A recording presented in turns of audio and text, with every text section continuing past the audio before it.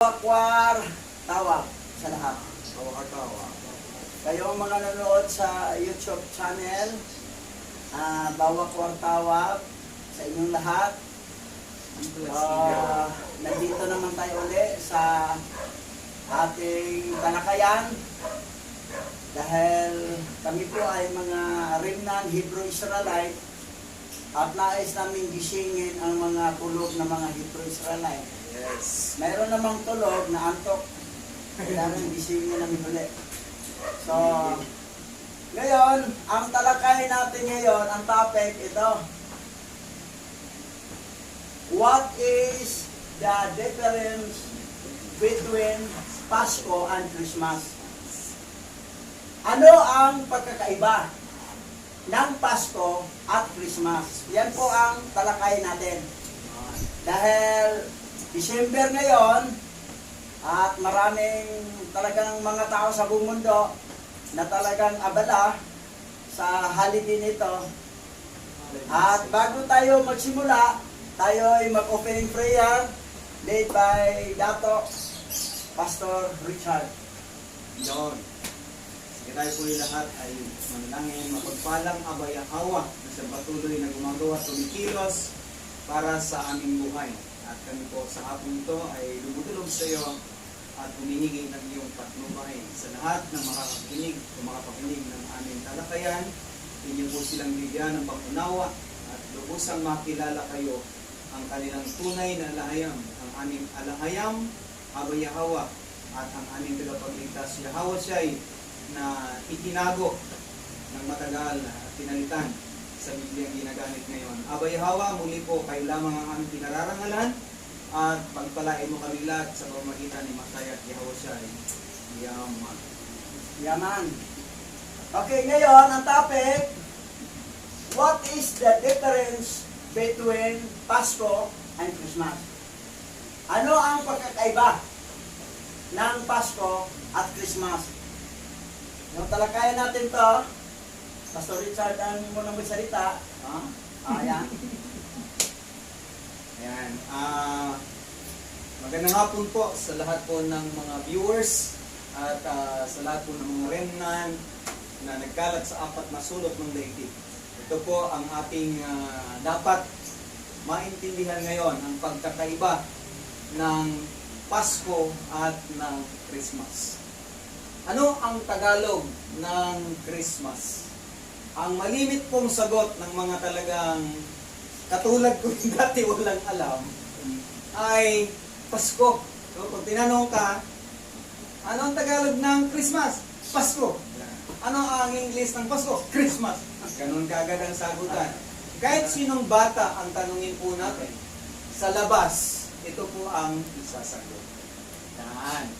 So, common na po yung mga salita na yan. At sabi dito, the common answer is very big, mali.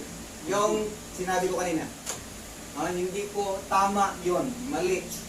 Dahil ang sabi nila, sabi nga doon, ang English ng Christmas ay Pasko at ang Tagalog naman ng Pasko ay Christmas. Hindi po yan talaga tama. Hindi talaga tama yan. Yan. Very big na mali yan.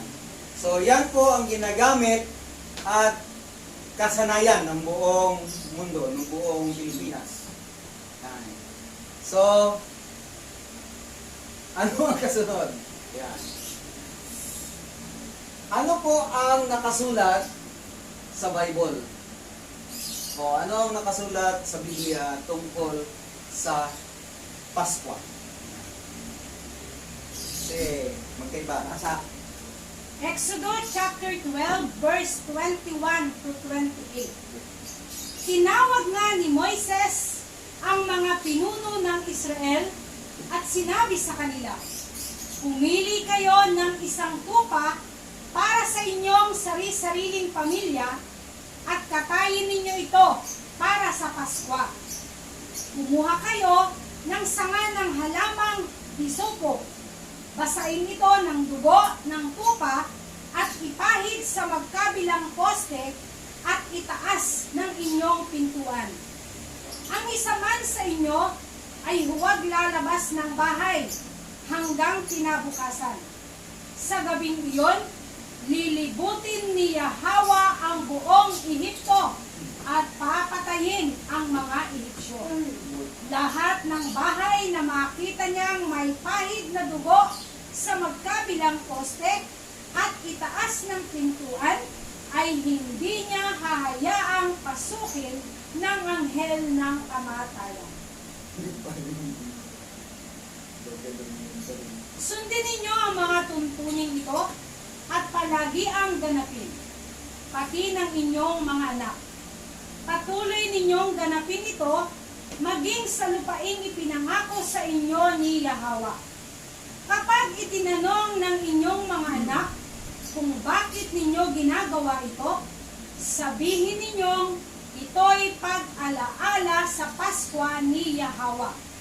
Nang lampasan niya ang bahay ng mga Israelita at patayin niya ang mga Ehipsyo. Nang masabi ito ni Moises, yumuko ang buong bayan at sumamba sa alahayam. Pagkatapos, umuwi na sila at isinagawa ang iniutos ni Yahweh sa pamamagitan ni na Moises at Aaron. So dito, ang Tagalog, Paskwa. Iba ang Pasko, iba ang Paskwa. Ganito, Paskwa. Ngayon ang tanong, ano bang English? Baka Christmas. O, tingnan natin kasunod. Malata. Basahin ng English. Deuteronomy chapter 16, verse 1 to 2. Observe the month of Abib and keep the Passover unto the Yahweh thy Alhayam. For in the month of Abib, the Yahweh thy Alhayam brought thee forth out of Egypt by night. Thou shalt therefore sacrifice the Passover unto the Yahweh thy Alhayam of the flock and the herd, in the place which the Yahweh shall choose to place His name there. Tagalog. Ipagdiwang ninyo ang unang buwan at ganapin ang Paskwa para kay Yahweh na inyong alahayam. Sapagkat unang buwan nang ilabas niya kayo sa Ehipto, mag-aalay kayo ng tupa o baka bilang handog na pampaskwa sa lugar na pipiliin niya. So, ang English ng Paskwa ay Passover. Hindi Christmas. Hindi Christmas, hindi Passover ang English, oh. Deuteronomy chapter 16, verse 1 and 2. O, English, anong Tagalog? Ito, Paskwa. Tagalog, English, Passover. Ano ang Passover? Paskwa. Ano natin? Laliman natin? Ayun. Overpass. Passover, overpass. Paglampas. Kapag ikaw tumawid sa karsada na matraffic, katulad ng ITSA, dito sa Maynila, hindi ka makatawid sa daming sasakyan na parang mga langgam. Kailangan gagamit ka ng overpass. Kailangan ang gobyerno magpatayo ng mga overpass o passover para hindi ka masagasaan.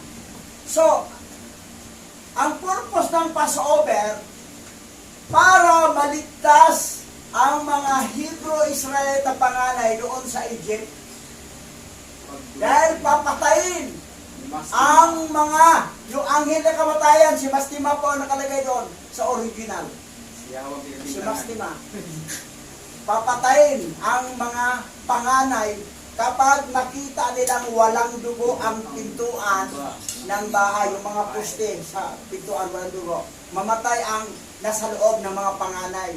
Sa tao, sa hayop, sa lahat ng klaseng hayop, mamatay, basta panganay, patay. Pero pag may dugo, mag-pass-over ang kamatayan. Yung sinabi niya, anghel ng kamatayan, si Mastima po yun sa Book of Jubilee. Si Mastima. Isang fallen angel. Ngayon, dahil ang English ng Paskwa ay Passover, Ang Tagalog ng Passover ay Paskwa. Mali yung Pasko, mali yung Christmas. Mali. Pero bakit yan ang ginawa nila? Dito malalaman natin paano nila pinagluloko ang sangkatauhan. Ito, Na. Merry Christmas. O i-shortcut naman nila, yung Christ, i-X na lang, Merry Xmas. Sa Tagalog, magligayang Pasko. Hindi Paskwa, Pasko. Unbiblical. Wala sa Biblia yan. Ngayon, ito ang nasa Biblia. Maligayang Paskwa. Happy Passover. Yan ang biblical. Paano natin patunayan? Na biblical yan. Binasa na nga eh. Sa Passover nakalagay doon. O Paskwa. Hindi yung Pasko na ganitong spelling. O Christmas. Invented to. Ngayon, i-expose natin tong Christmas na ito kung ano ba yan siya. Ang tamang mag-greetings para ano, the right greetings, happy holiday. Yun na lang, happy holiday. Huwag lang Tagalog pagbasa. Or Cebuano. Uliday. O Cebuano. Uliday. Ngayon, eto ha. Sayang lagi. Sige, pastor, ikaw na dito. Para Ayan. makapahinga ako. Ayan. So sabi dito, greetings is not happy Passover because the Passover celebration through His death and not His birth. Ayan. Sabi sa Tagalog, ang pagbati ay hindi maligayang Paskwa dahil ang pagdiriwang ng Paskwa sa pamamagitan ng kanyang kamatayan at hindi sa kanyang kapanganakan. Meaning po, ang Passover celebration ay sa kamatayan po. Nung sa Egypt, mga kambing at tupa. Para pag dumating yung anghel ng kamatayan, hindi sila madamay, hindi sila mamatay. Kamukha ng ginawa nitong Savior natin na si Yahushua, yung Passover is about death ang pinag-uusapan po dito. Hindi po kapanganakan. Hindi kamukha ng isi-celebrate nitong buwan na ito na darating. Kan. Diba kasi malimit natin binabanggit. Merry Christmas or Maligayang Pasko. Basahin. Sige. Heng. 1 Corinthians chapter 5 verse 7 to 8. Alisin ninyo ang lumang pampalsa, ang kasalanan, upang kayo'y maging malinis. Sa gayon, matutulad kayo sa isang bagong masa na walang pampalsa. At talaga namang ganyan kayo. Sapagkat naihandog na ang ating korderong pampaskwa na walang iba kundi si Yahushua. Kaya't ipagdiwang natin ang Paskwa, hindi sa pamamagitan ng tinapay na may lumang pampalsa na sagisag ng kasamaan at kahalayan. Subalit sa pamamagitan ng tinapay na walang pampalsa, ang tinapay ng kalinisan at katapatan. So ayon sa 1 Corinthians chapter 5 verse 7 to 8, ipagdiwang ang Paskwa o Passover sa English. Passover, ipagdiwang hindi sa kapanganakan ng ating tagapagligtas ni Mashiach Yahushua na ginawa sa doctorated Bible na Jesus Christ. Hindi sa kapanganakan, kundi sa kamatayan. Kasi doon sa Egypt, kaya sila ng Passover dahil sa dugong pinahid doon sa pintuan. Eh ngayon, sino bang may-ari sa dugo? Yung isang taong tupa o kambing na walang kapintasan. Pinatay yun. Kamatayan doon sa isang tupang walang kapintasan na isang taong gulang. At yung dugo ibahid para mag-pass over yung anghel sa kamatayan o mag-pass over si Mastima. Kasama yung mga demons niya. So, yan. Ngayon, ang celebration talaga sa Paskwa o Passover ay kamatayan. That's why, Abib, tumapat sa atin itong 2024 ay April 22. So, 30. Sa kamatayan yun, hindi sa December 25 na ginawa ng Jesus Christ. Pero ang pagkapanganakan ni Yahweh ay September 11. Hindi yan celebration ng ang Passover sa kapanganakan. Death. Hindi yan celebration. Ang celebration ng Passover o Paskwa, dito talaga sa kamatayan niya. So, April 22. Yes. Oh, yan. So, yan ang biblical. Oh, sundin natin ang biblical. Ang litra, Paskwa, sa English, Passover. Hindi Christmas, Hindi Pasko. hindi Pasko. Paskwa. Ngayon, ito, Word meaning. Passover, sa 2023, April 13 yun, April 5. Sunset, paglubog sa araw ng April 4, paglubog sa Lanol, ay April 5 na. Ngayon, isang taon na darating, 2024, sunset, sa April 21, paglubog ng araw, 21 pa rin sa Gregorian calendar kasi mag-change yun sa alas 12 ng gabi. Pero sa Hebrew calendar ay 22 na yan. Oh, so 22 hanggang 30. Yan ang Passover natin. Sa 2025, April 12 up to 20. Yung April 12, hindi sa umaga yan, ha? Yung sa 11 pa lang, paglubog ng araw, 12 na yan. Oh, pero sa Gregorian calendar, 11 pa rin. Saka lang mag-12 pag midnight. Oh. So, tandaan natin, ito yung sinunod natin mga remnant Hebrew Israelite. Ngayon, why call Christmas? Ito na. Bakit tinawag na Christmas? Dalawang litra kasi yan Christmas eh. Si Christ at saka si Mas. Ngayon, ito si Christ, ito yung tinutukoy na Jesus Christ. Parang apelido ni Jesus. Pero itong Christ, galing to sa Egypt, kay Serapis Christos. Ngayong Mas, ano ba itong Mas? Isang is lang ha? Isang is. Iba yung Mas na dalawang is. Okay ha, tingnan nyo ha, pansinin nyo ha. Ang isang is lang ang Mas, sa Tagalog, nanay po. Sa English, mother, mama, o mommy. So, yan ang meaning ng Mas. So, kapag Christmas, Kristong nanay, Kristong mother. Oh.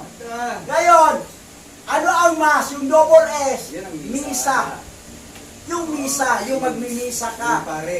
Pare na may Misa. meron siyang first Mass, second Mass, o misa. Double S. Dapat ang gilagay doon, Christmas, double S. Ayun. Para tama, misa. Si Kristo ang misa.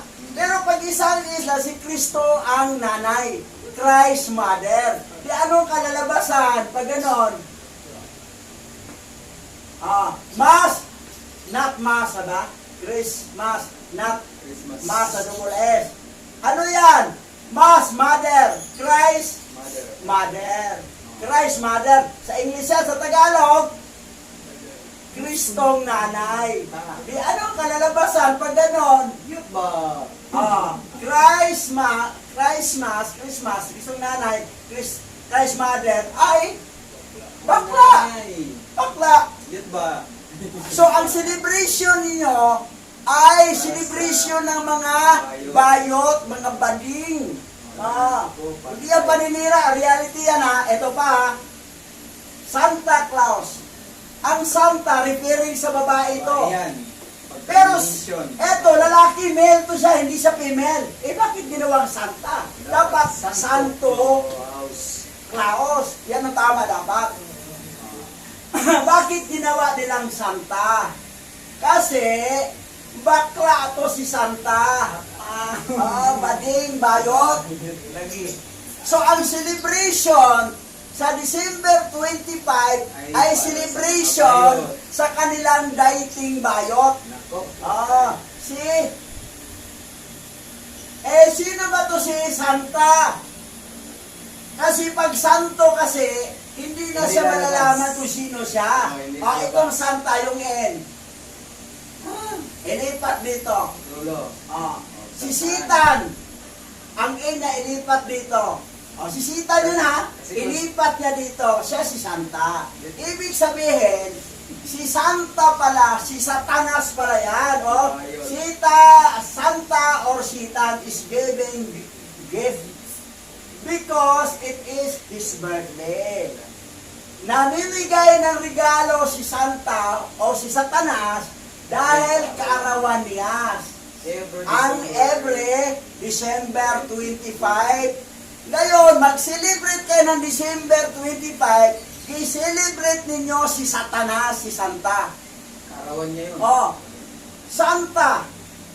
Nag-disguise ang Santa, pero si Satan yun, yung inha, ilipat dito. Oh, ano nang pagbasa? Ang Sita, ilipat dito. Santa. Kaya lang, ginawa lang Santa, hindi ginawa lang Santo. Kasi hindi ma-identify na si Satanas pala yan. Wala namang Saturn. Oh, Satan. ngayon, ato pa. Nako. Yan. Yan si Santa, si Satan. Santa Claus is Satan. In disguise. Nagkunwari lang Santa ito, pero si Satanas pala yan, kasi yung Santa, yung N dito ilipat sa dulo, malalaman ang tunay ng pagkatao. Siya pala si Satanas. Yan ang pangalan ng Satanas nito. Dito. Basa. Santa, Satan. Revelation chapter 12 verse 3. And there appeared another wonder in heaven, and behold, a great red dragon. Chapter 12 verse 9. And the great dragon was cast out, the old serpent, called the devil and Satan, which deceiveth the whole world. Nalingla ang bumundo. Sino to si Santa? Ang suot niya, red dragon. Sino yung dragon? Serpent, Satan. Na matandang ahas o serpent?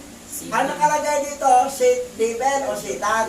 Pero pupuntahan natin ang original Bible Nagpapaklasa na. na kung saan sinisingil na ako sa Google. Bayad. Kasi nagamit ako ng kanilang kagamitan. May bayad. Basahin natin. Ito yung sa doctorated ha. Hindi pa to original. Basa. Tagalog na. Revelation chapter 12 verse 9. At inihagis ang malaking dragon, ang matandang ahas, ang tinatawag na Diablo at Satanas, ang dumadaya sa buong sanglibutan. Siya'y inihagis sa lupa, at ang kaniyang mga anghel ay inihagis na kasama niya. Ito yung Bible na doctorated. King James Bible to. Ngayon, ang nakalagay dito, Satan lang. Diablo. Nandaya sa buong mundo. Nadaya ang buong mundo ha. Ang nakalagay sa English dito ay deceive the whole world. Buong mundo nadaya niya. Hindi lang ilan-ilan. Sino yung nadaya niya? Buong mundo pa. O kayo nanonood, baka kasama kayo nadaya.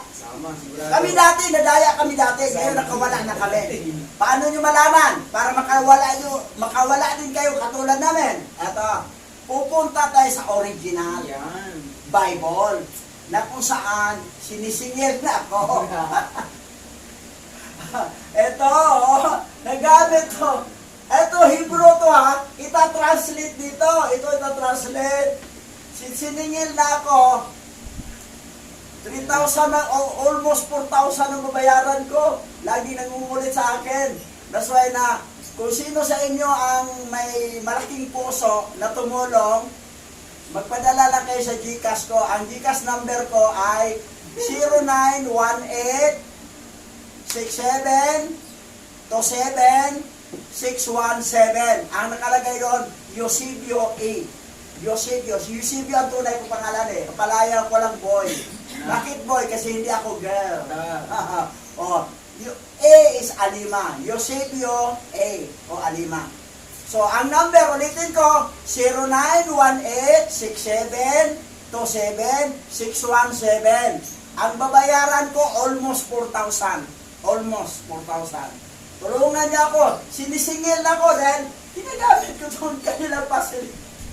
Yung translation, ginagamit. Kaya lang nakapag-translate tayo na maayos kasi premium yung ibibigay, pero kung walang bayad, bibigyan ka nila corrupted ng ganito, corrupted yung bibigyan nila. Eto, hindi corrupted. Kasi may bayad kasi.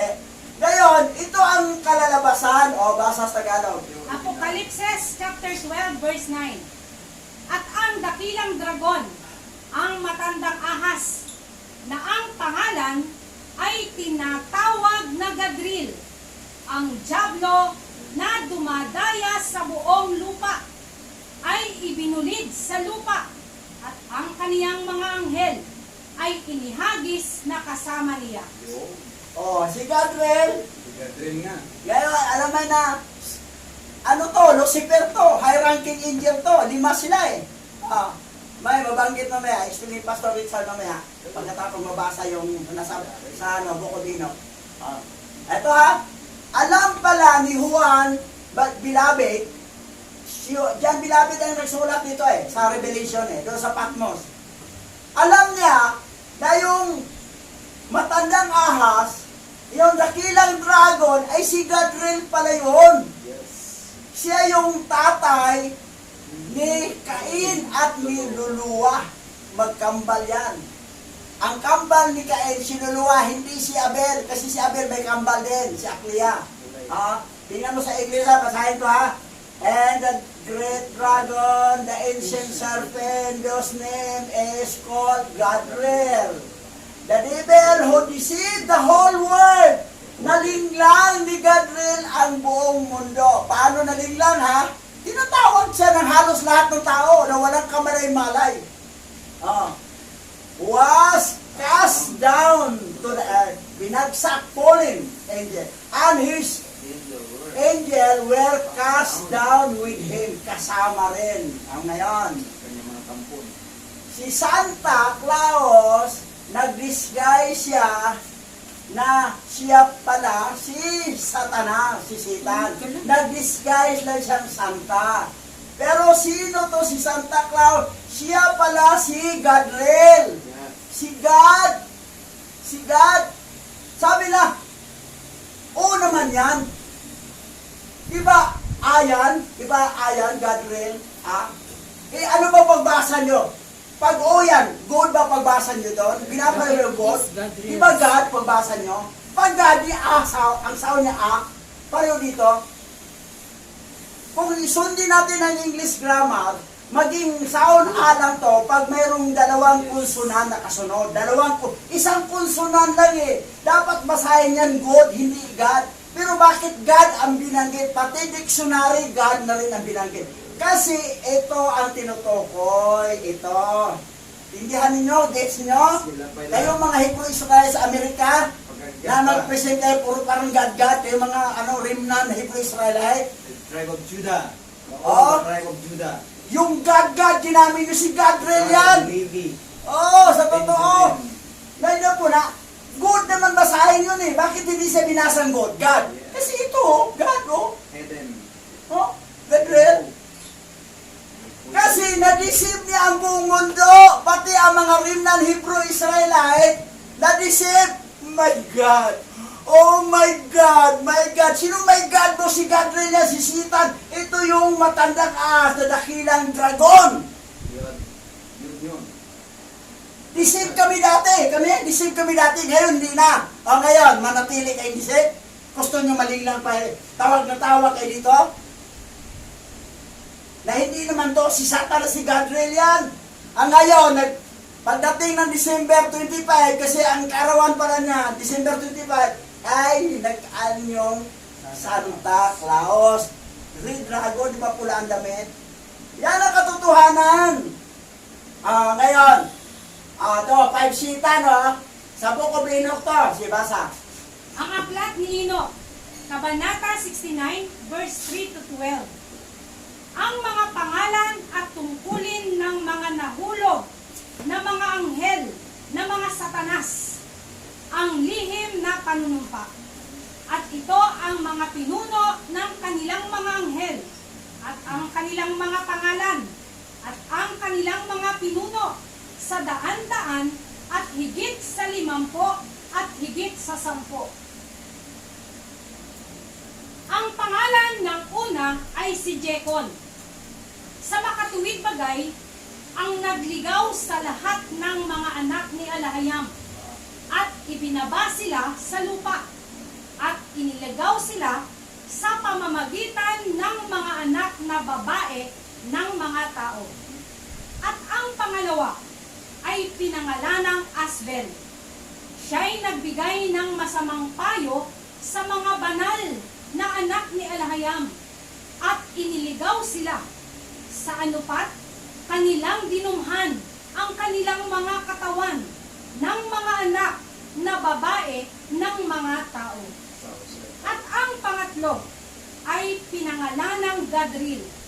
Siya ang nagpakita sa mga anak ng tao ng lahat ng hampas ng kamatayan at nilinlang niya si Eva at ipinakita ang mga sandata ng kamatayan sa mga anak ng tao, ng kalasag at ng damit ng baluti at ang tabak para sa pakikipagdigma at lahat ng sandata ng kamatayan sa mga anak ng tao. At mula sa kaniyang kamay ay lumaban sila sa mga nananahan sa lupa mula sa araw na yaon at magpakailanman. At ang ikaapat ay pinangalanang Pinimwe. Tinuruan niya ang mga anak ng tao ng mapait at matamis at itinuro niya sa kanila ang lahat ng mga lihim ng kanilang karunungan. At tinuruan niya ang sangkatauhan sa pagsulat gamit ang tenta at papel. At sa gayon ay marami ang nagkasala mula sa kawalang hanggan hanggang sa kawalang hanggan at hanggang sa araw na ito. Sapagkat ang mga tao ay hindi nilikha para sa gayong layunin, upang magbigay ng kumpirmasyon sa kanilang mabuting pananampalataya sa pamamagitan ng panulat at tinta, sapagkat ang mga tao ay nilikhang eksakto tulad ng mga anghel, sa layunin na sila ay magpatuloy na dalisay at matuwid, at ang kamatayan na sumisira sa lahat ay hindi maaaring humawak sa kanila. Ngunit sa pamamagitan nito, ang kanilang kaalaman, sila ay namamatay, at sa pamamagitan ng kapangyarihang ito, inuubos nila ito. At ang ikalima ay pinangalanang Kasabya. Ito ang nagpakita sa mga anak ng tao ng lahat ng masasamang pananakit ng mga espiritu at mga demonyo, at ang mga pananakit ng embryo sa sinapupunan upang ito ay mawala, at ang mga pananakit sa kaluluwa ay mga kagat ng ahas, at ang mga pananakit na dumarating sa tanghalil init, ang anak ng ahas na nagngangalang Taae.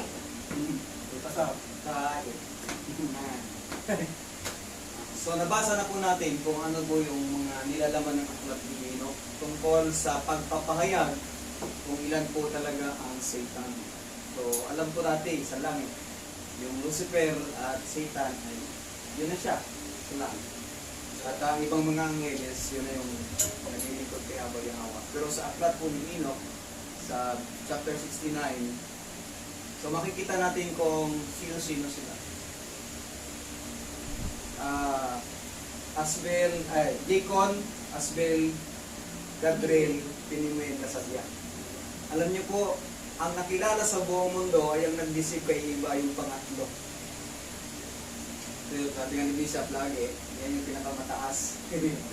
Yan yung sutil. Yan nagtanim ng binhi kay Eva kung paanong itong dalawang lalaki, tao na nauna ay wala pang kalam-alam about sa sexualidad. So, mahabang talakayan, sunod na. Pero yun po ang alam namin ngayon, na maipahayag po namin talaga na ang una talagang nag-disobey kay Abba Yahweh na mga Lucifers o high-ranking angels 5. 5 Satans po sila. At kami po ipinapakilala na itong God drill na ito ang kilalang kilala sa buong mundo na tinatawag po natin God. So kami din, God din kami dati, pero nung nahayag iyan sa amin, hindi na po kami nagtatawag ng God. Kasi ang God po, di ba, sa 66 books is equivalent creator. Ang tunay na creator in the Hebrew Bible, the 777 books, is Yahweh Alahayam.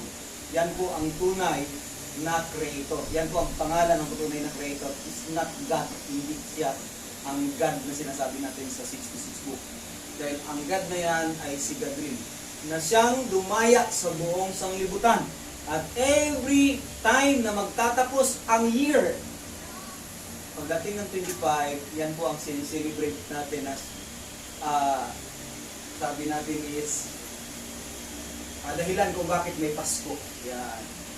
So, sinabi na natin kanina na ang Passover ay hindi celebration para sa pagkapanganak, kundi ito ay kamatayan po ng Creator o ng Savior, na sinabi sa pamamagitan ng kanyang kamatayan, ang lahat ay lalampasan ng kamatayan. So, ito na po yung sinasabi namin, Bishop, na si Gadriel po ang nagmamay-ari ng kaarawan ng December 25. Pansinin ito ha. Ito ha. Itong pangatlo. Pansinin mo ha. Ito ha. At ang pangatlo, ito, pinakamataas na daliri, itong pangatlo sa gitna ha. Kasi 5 to sila. Ay pinangalan ng Gadriel. O God. Siya ang nagpakita sa mga anak ng tao sa lahat ng hampas na kamatayan. Nasoy, mamatay na. Dahil niling lang niya si iba, si Adan, na kumain sa mga pinagbabawal. Niling lang niya si iba. So, ito si Gadriel sa mga Christian, mga celebration, we are celebrating the kingdom of God. Aba, sikat si Gadriel, the kingdom of God. Oh. Kaharian ni Gadriel, kaharian ni Satanas, ang tinaas nyo. Kami mga kingdomer, the kingdom of God. Aba, si Satanas ang tinaas nyo. Si Gadriel, ang naglinglang kay iba. Kami ay mga anak ng Diyos. Ano nangyari? Si Gadriel, kaya nalinglang si iba, wala na sa loob ng garden of Eden, na sa labas na. Nag-anyo siyang babae. Yan na. Naturuan si Adan si iba paano mag-sex. Dahil sabi ni Adan, how to do it? Ignorante. Ngayon, mga bata ngayon, hindi na ignorante. Dahil alam na paano mag-sex. Pero si Adan, ignorante, how to do it. Tinuruan, ito ha, magbigay ko ng illustration, tinuruan ni Gadriel na anyong babae. Ayan. Naglagay siya ng binhi sa sinapunan ni Eva at yung anak, si Cain at saka si Loloa. Wala sa Genesis yan. Hindi na pinasok ang the first book of Adam and Eve kasi mabibisto sila. At hindi rin pinasok ang book of Enoch kasi mabibisto sila. Hindi rin pinasok ang book of Jubilee kasi mabibisto sila. Okay. Yan ang dahilan. Ngayon, ito si Gadriel, ano ang anyo niya ngayon dito? Si Santa Claus. Bading. Bayot, kasi bayot naman. Santay. Yung nilikha ni Abba Yahweh, si Adan, lalaki lang babae, sino kasama ni Adan naglikha? Si Lilith, na galing sa alabok. Si Lilith, di magpasakop ka Adan, nagkahiwalay sila. Di kumuha na lang si Abba Yahweh ng tadyang sa kaliwa ni Adan at nilikha si Iba. Galing si Iba sa tadyang ni Adan, pero ang nilikha talagang galing sa alabok si Lilith at saka si Adan. Yan ang nilikha. Ngayon, ito si Gadriel, Bading to. Fallen angel na bading. Kasi si Yahweh, hindi naman naglikha ng bading ng alanganin. Ang nilikha niya, babae si Lilith, ang lalaki si Adan. Yung naglikha sa ulit ng babae, si Eva, galing sa tadyang ni Adan, babae din. Walang bading at walang tumboy. Pure lalaki at pure babae, walang alanganin. Uy, mga Ngayon, sino yung mga alanganin? Ito, si Gadriel. Bakla. At lahat ng mga bading ay mga lahi ni Gadriel. Yan. Tama. Oh, sorry ha, magagalit kayo mga LGBT. Oh, mga anak daw sila. Yan ang totoo. Sinong tatay nyo? Si Gadriel, nabayot, bakla. Yan. Tapos mga tumboy. Ngayon, masakit ang katotohanan. Tama. Pero bato-bato sa langit, tamaan, bukol. Kasi bukol din kami. Yung natamaan, nasway na yung nagising kami pagkabukol namin. Ngayon, eto.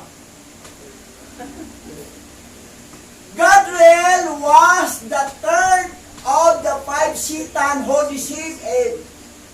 Si Gadriel ang pangatlo sa limang satanas nga nanlinglang kay Eva. Siya. Si Gadriel. Nga bayot. Ngayon, mag-celebrate kayo sa mga LGBT pagan holiday sa mga bayot, December 25, kaarawan ni Gadriel. Celebrate kayo. Ang Pasko namin, April 22 pa. Ang Pasko namin, o Passover. Hindi Christmas. Dahil sa kamatayan ng ni Yahawashi. Sa kamatayan ni Mashiach, Yahweh siya celebration. Namatay. Hindi sa kapanganakan. Yan po. Pero, i-celebrate din natin September 11 kapanganakan. Pero hindi tayo magsabi na Passover yon.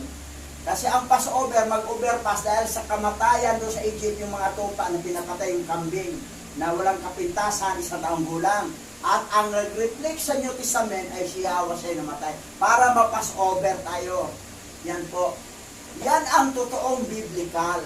Hindi yung itong celebration ngayon na ang saya-saya, kumititab ang mga ilaw sa paligid, nagbibigayan ng regalo, masaya kasi kaarawan ni Gadriel, ni God. Sabi ko nga, bakit God, Gadriel, God? Tingnan mo yung God na ang pagbasa, pa rin, God. Yun.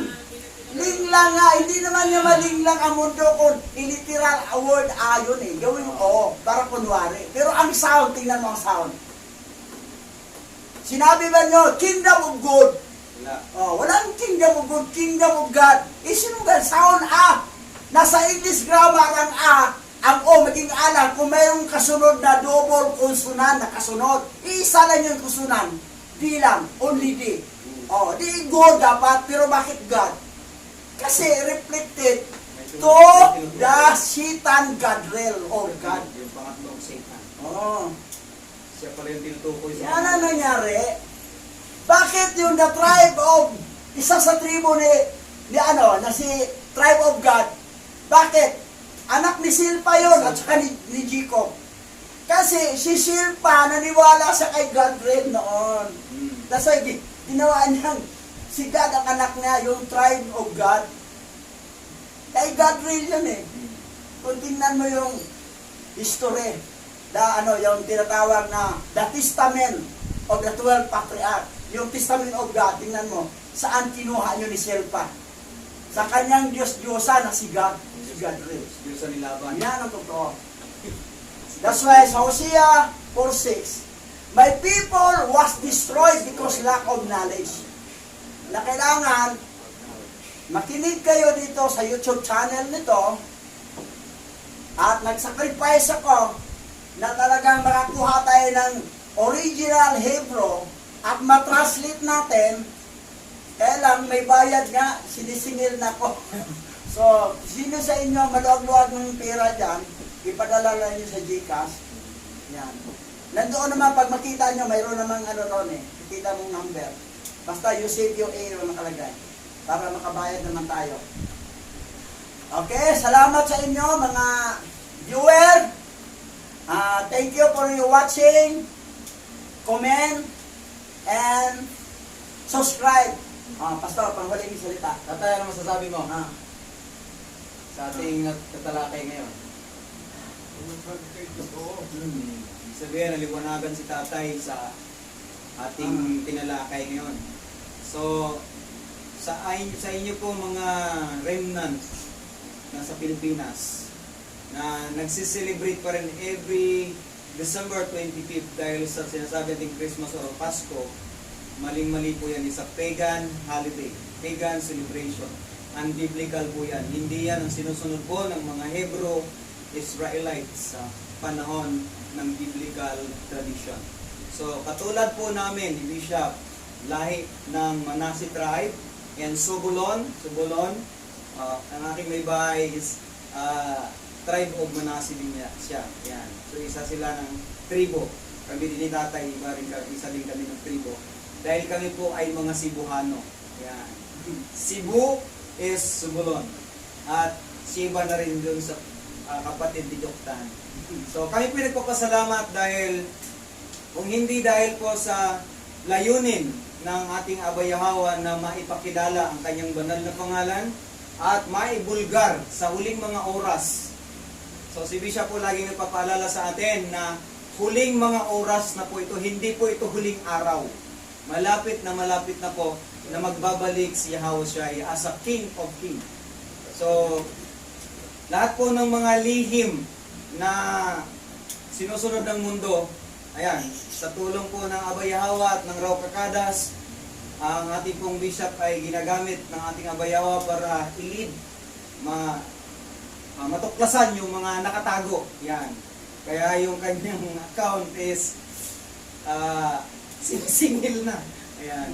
So, alam ko maraming mga Hebrew Israelite remnant sa buong mundo na nakakataas din naman ang kabuhayan. Ayan. So, hindi naman po kami talaga garapalan, baga sana hindi kami hingit. At ang atin lang is kung sino yung mayroong pwedeng kakayahan na tumulong. Ayan. So, be blessed po sa inyong lahat ng mga viewers at remnant Israelite. Pastora. Clear ba? Tayo po ay manalangin. O aming Aba Yahweh Alahayam, ang wagas na papuri at pagluwalhati ay sa iyo lang namin iniaalay. Nawa po ang aming natutunang aral sa araw na ito, mula po sa topic na aming tinalakay ngayon, ay magsilbing gabay sa lahat ng makakapanood at makakapakinig sa YouTube channel na ito, at patuloy na mabuksan ang aming diwa at pangunawa upang ang tamang aral na aming natutunan ang siya po naming maipamuhay. Sa iyo po naman ang lahat ng papuri at pagsamba. O aming Aba Yahweh Alahayam, Bahasyam Mashayak Yahawasyay, Bahasyam Raw Kakadas, ang lahat ay magsabi ng Yaman. Yaman. Mga kapatiran na nanood sa YouTube channel, kayong handang tumulong para makabayad ako sa utang sa Google, ay nagpapasalamat ako in advance sa inyo. Praise. So, ang YouTube channel natin, ang pangalan ay Operian Filipinos Hebrew Israelite. So, kung hindi nyo natandaan yung GCash ko, nandoon ang cellphone number doon, GCash ko yon. Yun, nandoon, tapos padalhan. So, pasalamat ako in advance sa inyo. Thank you very much. Tawada, sa salitang Hebrew, tawada, and be blessed, and shalom. Bye-bye. Next Sabbath ulit.